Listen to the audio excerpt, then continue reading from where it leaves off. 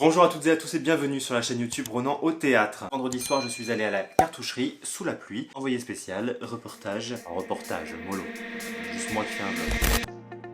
Alors ça, c'est un truc chez moi. Quand je vais à la cartoucherie, c'est avis de tempête. Et évidemment, oh putain le verre, c'est toujours mieux qu'un parapluie cassé. Exceptionnellement, si vous venez à la cartoucherie en ce moment, il n'y a pas de navette. Il faut prendre le bus 112. Non mais attendez, c'est une blague, le bus 112 est dans 34 minutes. Genre 34 minutes. Non bah j'y vais à pied en fait. Je peux pas rester 34 minutes immobile. C'est à 25 minutes de marche, ça va. Donc, allons-nous voir à la cartoucherie. Voilà, profitons-en pour faire un vlog. Nous allons voir Original d'après une copie perdue de Samuel H.H., Antonin Tri-Hoang et Marion Bois. Et pourquoi j'avais envie d'aller voir ça? Je vous avoue que je me suis décidé ce matin. J'avais envie parce que Samuel H.H., j'ai vu son spectacle Fugue au Bouffe du Nord. J'avais adoré ce spectacle. J'avais adoré surtout son humour et sa capacité à mélanger la performance théâtrale et la musique. Ce spectacle, il est construit autour de cette fameuse œuvre musicale qui aurait fait tomber les murs de Jéricho. À faire trembler les murs de Jéricho, je vais t'aimer. Non, c'est pas ça. Certains disent que, en fait, ce n'aurait pas été juste des trompettes qui auraient fait tomber les murs de Jéricho, mais bien une partition, une musique. Et depuis, la littérature, le cinéma s'est emparé de ce mythe, de cette légende, ou de ce fait en même temps, je sais pas spécialiste. Donc comment cette œuvre musicale s'est infusée comme ça dans l'imaginaire collectif? Il faut que je tourne là, non? Putain, c'était le 112. Ah oui, mais dans le mauvais sens. Et bonjour petite cartoucherie, ça faisait longtemps. Quoique le dernier spectacle que j'ai vu ici, c'était à la tempête, l'éveil du printemps. Je remets le lien. Alors là, ici, nous avons un poney club. Donc autant vous dire que ça sent la crotte.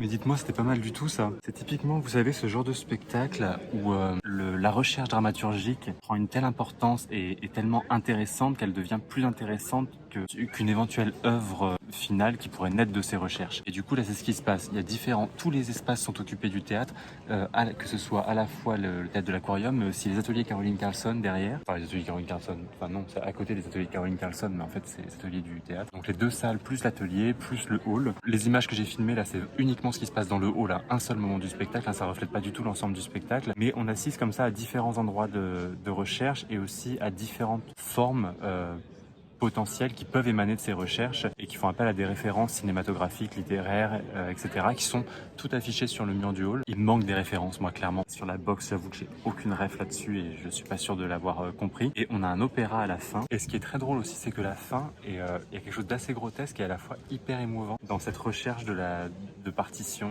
et des sonorités de Jéricho.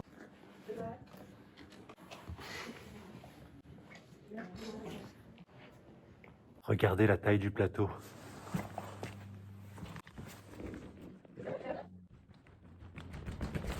Voilà pour ce spectacle qui est malheureusement déjà terminé, mais qui mériterait vraiment de tourner et d'évoluer encore, je pense, dans différents lieux. Moi, ce que j'ai adoré vraiment, c'est cette porosité entre les matériaux dramaturgiques réels et les matériaux dramaturgiques fictifs, entre les explications scientifiques ou pas. C'est un spectacle qui s'est fait en très très peu de temps, en une dizaine de jours.